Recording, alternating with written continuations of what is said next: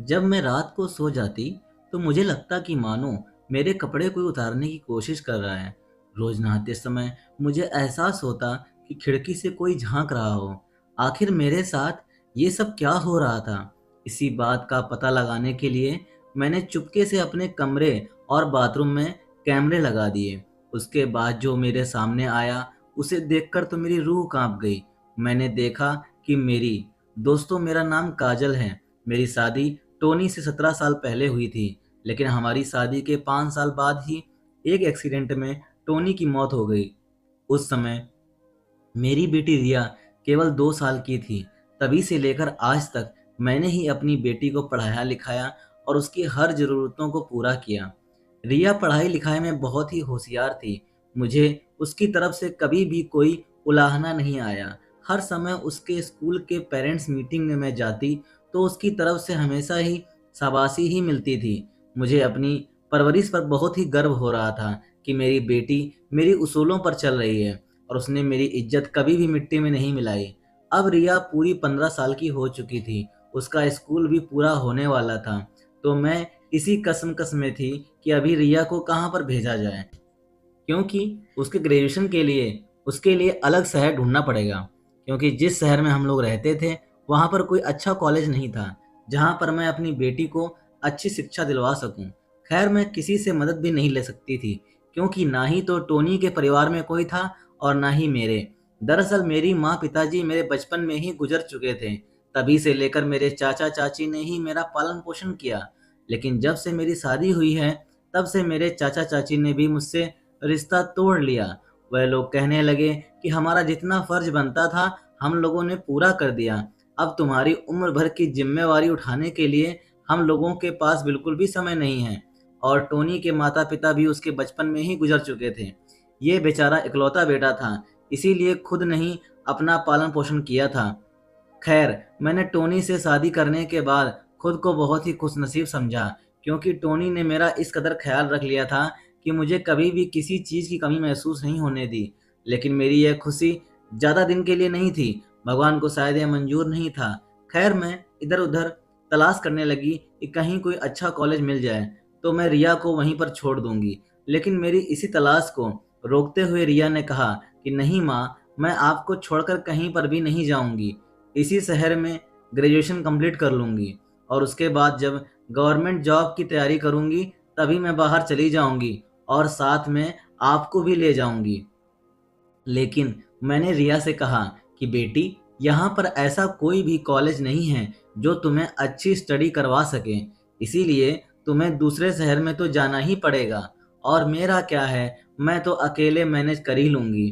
तभी रिया कहने लगी कि माँ, पढ़ाई अच्छे कॉलेज से नहीं होती, मुझ में अगर मेहनत और लगन होगी तो मैं घर में बैठकर भी पढ़ाई कर सकती हूँ।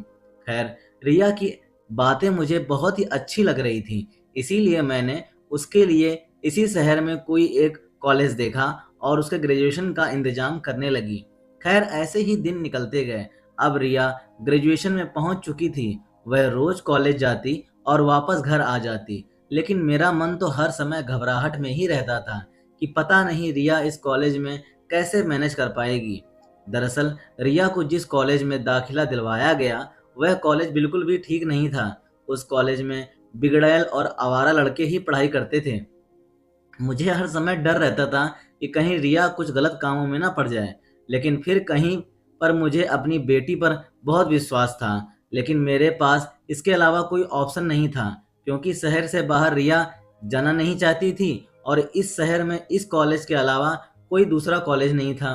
इसीलिए मुझे मजबूरी में आकर रिया का इस कॉलेज में एडमिशन करवाना पड़ा। खैर मुझे अपनी बेटी पर पूरा विश्वास होने की वजह से अपने मन को समझा लिया कि रिया कभी ऐसा कोई काम नहीं करेगी जिसकी वजह से मुझे झुकना पड़े। खैर दोपहर का समय हो गया, अभी तक रिया कॉलेज से नहीं लौटी थी, क्योंकि आज वह सुबह कह रही थी कि मैं सिर्फ एक ही क्लास को अटेंड करूंगी, उसके बाद मैं जल्दी ही घर आ जाऊंगी। लेकिन आज तो दोपहर होने को चला है, वो नहीं आई। मैंने उसके कॉलेज में फ़ोन किया तो उन्होंने कहा कि रिया की दूसरी क्लास लग रही है, इसकी वजह से वह नहीं आ पाई। खैर अब मेरे मन को शांति आ गई कि वो पढ़ाई की वजह से ही नहीं आ पाई थी। खैर एक दिन रात को मैं सो रही थी तो मुझे लगा मानो कोई मेरे शरीर को टच करने की कोशिश कर रहा है और मेरे कपड़े उथल-पुथल कर रहा है। लेकिन मैंने उस चीज़ को अनदेखा कर दिया। दरअसल जब से टोनी की मौत हुई है, उसके बाद से मुझे कभी भी नींद नहीं आती थी, जिसकी वजह से मैंने डॉक्टर से परामर्श लेकर नींद की दवाई शुरू कर दी और नींद की दवाई इतनी तेज़ थी कि लेते ही मुझे नींद आ जाती और सवेरे तक मुझे पता ही नहीं चलता कि मेरे साथ क्या होता है। शायद इसी वजह से मैं अपनी आँखें नहीं खोल पाती, लेकिन मुझे महसूस ज़रूर होता था कि मेरे साथ कुछ न कुछ हो रहा है। सवेरे उठकर देखती तो मेरे कपड़े भी उथल-पुथल होते थे, मानो मेरे शरीर के साथ कोई हलचल की गई है। लेकिन मैं उस चीज़ को अनदेखा कर देती क्योंकि मेरे घर में मेरी बेटी रिया और मेरे अलावा कोई नहीं था और दरवाजे खिड़कियाँ इस कदर बंद कर दी गई होती थीं कि घर में कोई कितनी भी कोशिश कर ले, नहीं घुस पाता। इसीलिए मैंने इस बात को हमेशा ही अनदेखा किया और अपना वहम समझने लगी। दरअसल मेरी शादी बहुत ही छोटी उम्र में टोनी से कर दी गई थी और मुझे हमेशा से ही अपने शरीर का ख्याल रखने का पूरा शौक था। इसी वजह से मैं जिम और अपने खाने-पीने का इस कदर ध्यान रखती थी कि मानो मुझसे सुंदर कोई लगे ही ना और हमेशा सबसे सुंदर दिखने के लिए मैं हर प्रयास करती थी और अपनी इन मेहनतों की वजह से मैं अपने पूरे शरीर को मेंटेन किए हुए थी। मुझे देखकर कभी भी नहीं लगता था कि मैं एक विधवा हूँ, लेकिन जब से टोनी की मौत हुई है, उसके बाद से मैंने अपना साज-श्रृंगार छोड़ दिया। लेकिन अपनी बॉडी और गोरे रंग की वजह से आज भी मैं खूबसूरत लगती थी और शायद यही वजह थी कि टोनी के जाने के बाद मेरे पास शादी के बहुत से रिश्ते आए और मुझे अपनी बेटी के साथ ही स्वीकार करने की बात रखी गई। लेकिन मैं अपनी बेटी के भविष्य को बिगाड़ना नहीं चाहती थी क्योंकि मैं नहीं चाहती थी कि अपनी बेटी को कोई दूसरा पिता मिले और मैं अपनी ज़रूरतों के लिए अपनी बेटी को नर्क में धकेल दूँ। मुझे यह बिल्कुल भी मंजूर नहीं था कि कोई भी मेरी बेटी को उस नज़र से देखे और सौतेलेपन का एहसास करवाए, क्योंकि ऐसा कोई भी इंसान नहीं होता जो दूसरे की बेटी को अपनी बेटी की तरह ही एक्सेप्ट करे। कहीं न कहीं तो कोई रंजिश रह ही जाती है। मैं इसी बात को ध्यान में रखते हुए अपनी पूरी ज़िंदगी अकेले गुजारने के लिए तैयार हो गई, क्योंकि मुझे अपनी बेटी रिया का भविष्य सुधारना था। खैर मेरी यह कोशिश भी सफल रही और रिया बड़ी होती जा रही थी और वह भी मेरी तरह अच्छे रास्ते पर चलते हुए अच्छी पढ़ाई कर रही थी और मुझे पूरा विश्वास था कि वह एक ना एक दिन मेरा और अपना नाम जरूर रोशन करेगी। लेकिन कुछ दिनों से मेरे साथ जो हरकतें हो रही थीं, उसके बाद से तो मेरा मन बहुत बेचैन रहने लगा। शुरू-शुरू में तो मुझे वहम लगा, लेकिन अब यह मेरा वहम नहीं था, क्योंकि हर रोज एक ही बात का होना भला कौन सा वहम होता है। यूं रात को सोते ही मेरे कपड़ों को उतारने जैसा एहसास होना और मेरे शरीर को ऐसे मानो कोई छू रहा हो। भले ही मैं नींद में हूँ, लेकिन इतनी भी बेवकूफ़ नहीं कि मुझे कुछ समझ में नहीं आए। फिर मेरे मन में आया कि मैं पता लगाऊं, तो लगाऊं कैसे? मुझे तो कुछ समझ में नहीं आ रहा था और मैं बिना नींद की गोली खाए भी नहीं सो सकती थी, क्योंकि जिस दिन मैं नींद की गोली नहीं खाती, उस दिन नींद की प्रॉब्लम तो होती ही, साथ ही उसके साथ मेरा पूरा शरीर दुखने लगता। मुझे चक्कर जैसे आने लगते और उल्टियाँ शुरू हो जाती। मैं अपने शरीर को बिल्कुल भी ना संभाल पाती, इसीलिए मुझे सोने से पहले वह गोली लेनी होती थी और वह गोली लेने के बाद तो मेरे साथ क्या होता था इसका मुझे ज़रा भी पता नहीं चलता और सवेरे उठकर देखती तो यह सब हुआ मिलता। मेरी 15 साल की बेटी मेरे पास ही सोती थी। दरअसल उसे अकेले सोने में बहुत ही डर लगता था। मैं उसे बहुत बार कहती कि अब तुम बड़ी हो गई हो और पढ़ाई भी करती हो, इसीलिए अलग सो जाया करो। लेकिन वो कहती कि नहीं माँ, मुझे आपके बगैर नींद नहीं आती। खैर वो मेरे पास ही सोने लगी। देर रात तक पढ़ाई करने के बाद वह मेरे साथ मेरे ही बेड पर सो जाती। ऐसे ही दिन निकलते गए। अब तो वह हरकत बढ़ने लगी। मुझे एक और चीज का एहसास होने लगा और वह थी कि नहाते वक्त मेरे मानो बाथरूम में मुझे कोई देख रहा हो और बाथरूम की खिड़कियों से ऐसे लग रहा था मानो कोई मेरी तस्वीर ले रहा हो या छुपकर मेरे पूरे शरीर को देखने की कोशिश कर रहा हो। अब तो मुझे पूरा यकीन हो गया। एक दिन मैं नहा रही थी तो मुझे एहसास हुआ कि खिड़की से कोई मेरी तरफ देख रहा है। तो मैंने झट से अपने कपड़े पहने और बाथरूम से बाहर आकर देखा, लेकिन वहां पर कोई नहीं था। बेड पर बैठी मेरी बेटी रिया पढ़ाई कर रही थी। मैंने रिया से पूछा कि क्या यहाँ कोई आया था? तभी वह कहने लगी कि नहीं माँ, कोई भी नहीं आया था। मुझे तो कुछ भी समझ में नहीं आ रहा था कि यह सब क्या हो रहा है। घबराहट के मारे मेरा पूरा शरीर पसीने से लथपथ हो गया था। यह मेरा वहम कैसे हो सकता है? एक बार वहम हो सकता है, लेकिन हर रोज तो नहीं हो सकता। मुझे किसी भी तरह इस बात का पता लगाना ही था, लेकिन मैं शक भी तो किस पर कर सकती थी, क्योंकि हम माँ बेटी के अलावा घर में था ही कौन।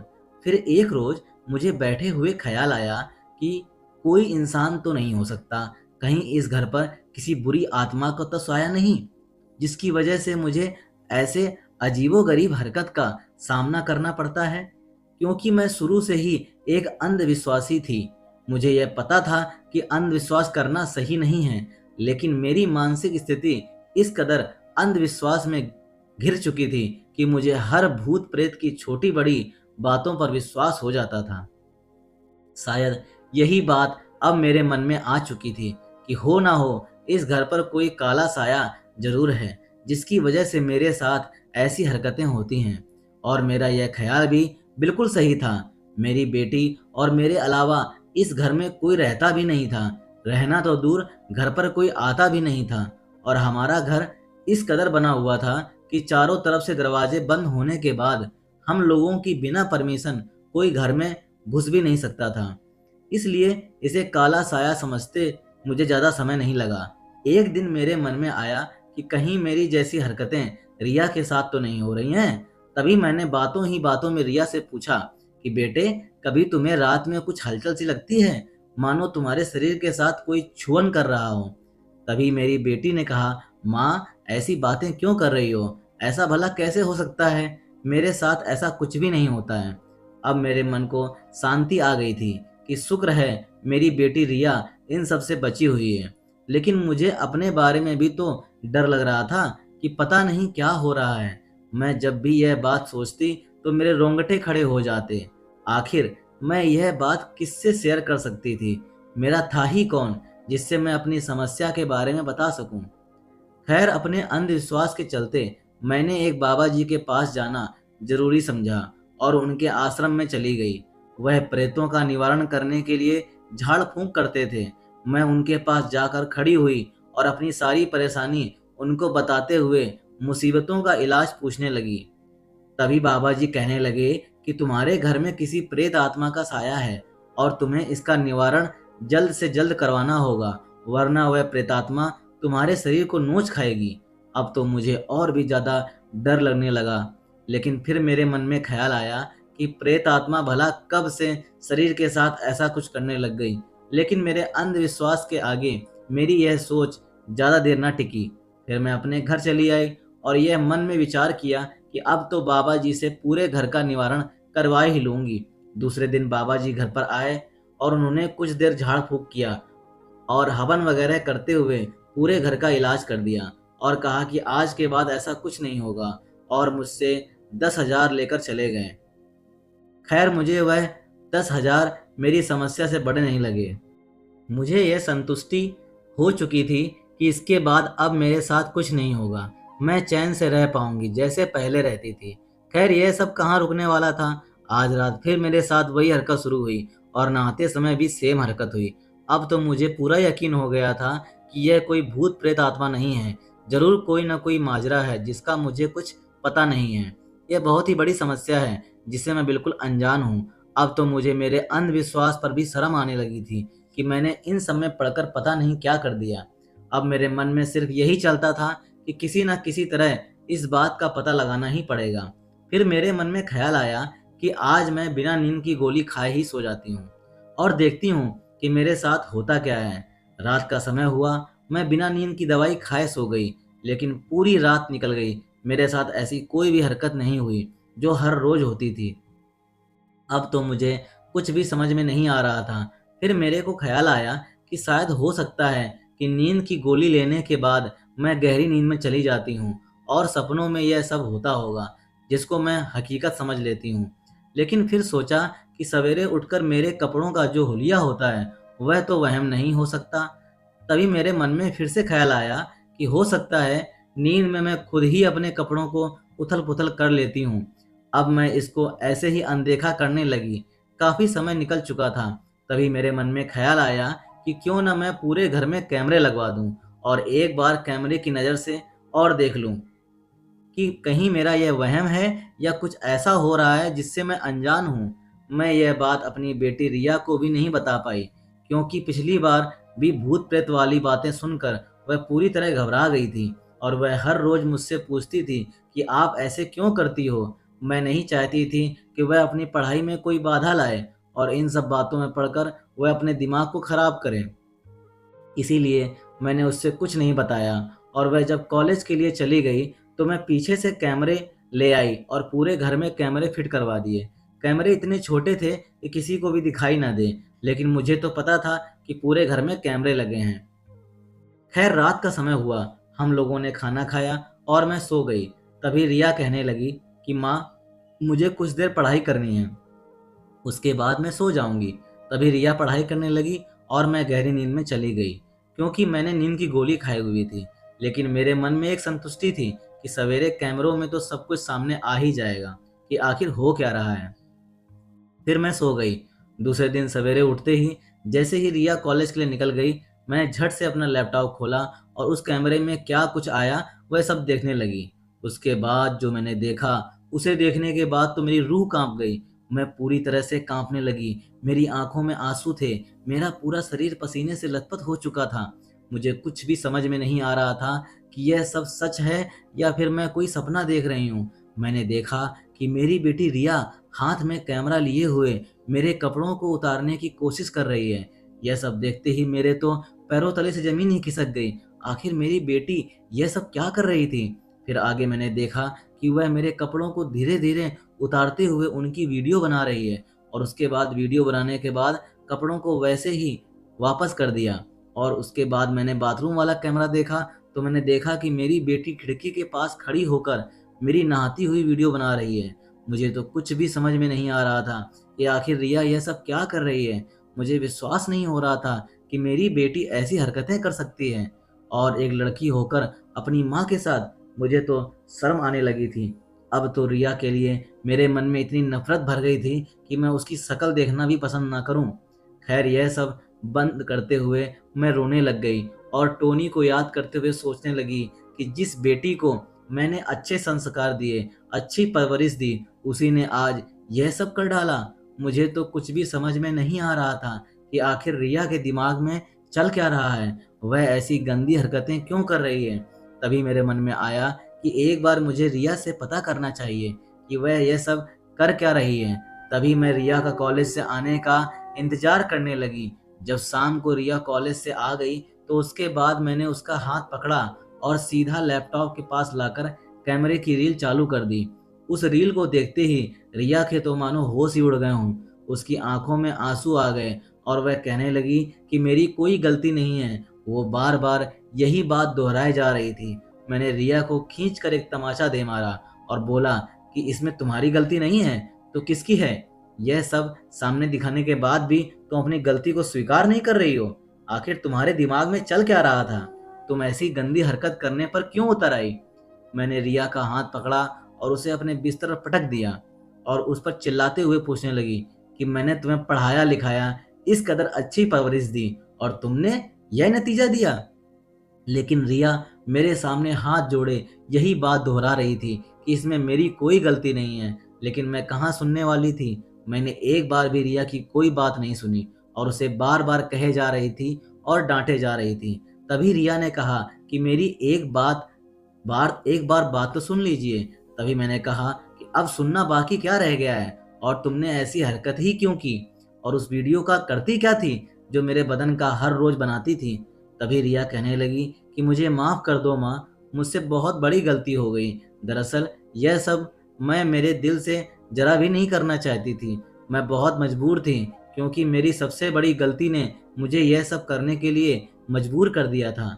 दरअसल मैं कॉलेज टाइम एक लड़के से प्यार कर बैठी। मुझे ज़रा भी पता नहीं था कि वो लड़का इतना खराब है। उसकी बातों में ना जाने मैं कब आ गई और मैं अपने अच्छे बुरे की पहचान ना करते हुए उसके साथ टाइम बिताने लगी और उसकी केयर करने लगी। इसी बीच उस लड़के से मुझे इतना ज़्यादा प्यार हो गया कि मैंने ज़रा भी नहीं सोचा कि अब जो मैं करने जा रही हूँ वह सही है या नहीं, और मैं उस लड़के के साथ उसके घर पर चली गई और उसके साथ संबंध में आ गई। कई बार संबंध बनाने के बाद वो लड़का मुझे धोखा दे गया। मैंने तो ज़रा भी नहीं सोचा था कि मेरे साथ यह सब होगा, और उस लड़के ने मेरी क्लिप बना ली। उसके बाद वह क्लिप मुझे दिखाकर कहने लगा कि तुझे मेरा यह काम करना पड़ेगा, वरना मैं इसे वायरल कर दूँगा और तुझे और तेरी माँ को सब जगह बर्बाद कर दूँगा। मैं इसी डर से उसकी बातों में आ गई और उसकी सारी बातें मानने के लिए तैयार हो गई। तभी वो लड़का कहने लगा कि तुम्हें अपनी माँ का हर रात एक वीडियो बनाना है, और जब वह नहाए तो वीडियो बनाना है और वह मुझे भेजना है। मैं उसकी बातों को सुनकर सन्न रह गई। मैं ज़रा भी नहीं चाहती थी कि मैं उसकी बातों में आऊँ, क्योंकि वह लड़का कहने लगा कि मेरे बड़े भैया तुम्हारी माँ से बहुत प्यार करते हैं, और जब पापा की डेथ हुई थी तो वह उसके बड़े भैया, जो उम्र में काफ़ी बड़े हैं, वह आपके लिए रिश्ता भी लेकर आए थे, लेकिन आपने रिश्ता ठुकरा दिया था, जिसकी वजह से उसने बदले की यह भावना बना ली। और वह लड़का कहने लगा कि मुझे मेरे बड़े भैया के लिए यह सब करना है, इसीलिए अगर तुम अपनी बेइज्जती करवाने से डरती हो तो अपनी माँ का वीडियो बनाकर मुझे हर रोज़ लाकर दोगी। तभी से मैं ऐसा करने लगी। जब आप नींद की दवाई लेकर सो जाती तो मैं आपके रात को कपड़े उतारने के बाद वीडियो बनाती, और जब आप नहाने के लिए चली जाती तो भी मैं आपका वीडियो बनाती और उसको सौंप देती। मुझे माफ़ कर दो, ना जाने मैंने कितने बड़े-बड़े पाप कर डाले। रिया की ऐसी बातें सुनकर मेरे तो पैरों तले से ज़मीन ही खिसक गई। मुझे अफ़सोस होने लगा कि मेरी बेटी पता नहीं इतने दिनों तक किन-किन अत्याचारों को सहन कर रही थी। उसके अंदर क्या-क्या बीत रही थी, मुझे इस बात का ज़रा भी अंदाज़ा नहीं था। मैं उसको ही गलत समझ रही थी, लेकिन सारी गलती तो उस लड़के की थी। लेकिन कहीं न कहीं रिया की भी गलती थी, क्योंकि उसने बिना सोचे-समझे एक लड़के पर इतना विश्वास कर लिया और उसके प्यार में आकर इतनी ठोकरें खा लीं। मैंने रिया से कहा कि तुम घबराओ मत, हम लोग पुलिस में जाएंगे और उस लड़के के खिलाफ रिपोर्ट करवाएंगे। तभी रिया कहने लगी कि नहीं माँ, हम दोनों की ही क्लिप उसके पास है, अगर उसने वायरल कर दी तो। तभी मैंने रिया को समझाते हुए कहा कि देखो बेटा, अगर वायरल हो भी जाती है तो भी कोई बात नहीं, लेकिन हम नहीं चाहेंगे कि वह लड़का और किसी की इज्जत के साथ ऐसा खिलवाड़ करे, इसीलिए उसे सजा तो दिलवानी ही होगी। खैर, यही सब सोचकर हम लोग पुलिस में चले गए, और पुलिस ने भी हमारी बात को गहराई से सुना और उन लोगों को पकड़ लिया गया और हमारी क्लिप भी डिलीट करवा दी गई। अब मेरी सांसों को चैन आया और मैंने रिया को गले से लगा लिया और उससे कहा कि आज के बाद कभी भी ऐसा काम मत करना जो आगे चलकर बहुत ही भारी पड़े। तभी रिया ने मुझसे वादा किया कि आज के बाद मैं कभी भी ऐसा कुछ नहीं करूँगी, हमेशा सिर्फ पढ़ाई लिखाई करूँगी और इस प्यार के चक्कर से दूर रहूँगी। तभी मैंने रिया के सिर पर हाथ रखते हुए कहा कि देखो बेटा, प्यार करना गुनाह नहीं है, लेकिन सही इंसान से ना हो तो यह बहुत बड़ी दिक्कत आन पड़ती है। इसीलिए तुम अपने जीवन में हर फैसला 100 बार सोचकर ही लेना। अब हम दोनों माँ बेटी के चेहरे पर एक मुस्कान आ चुकी थी, यही सोचकर कि आखिर में सब सही हो गया। धन्यवाद दोस्तों। अगर आपको कहानी पसंद आई हो तो चैनल को लाइक, सब्सक्राइब और शेयर करना बिल्कुल भी ना भूलें। साथ ही साथ आपके दाहिनी तरफ एक बेल आइकन है, उसको दबा करके ऑल पर सेट कर लीजिए ताकि आपको मेरी सारी स्टोरीज सबसे पहले मिलें। दोस्तों, मेरे डेली स्टोरी सुनने के लिए मुझे सब्सक्राइब करें, लाइक करें, शेयर करें। मिलते हैं अगली इसी तरह एक सच्ची कहानी में, तब तक के लिए जय हिंद, जय भारत।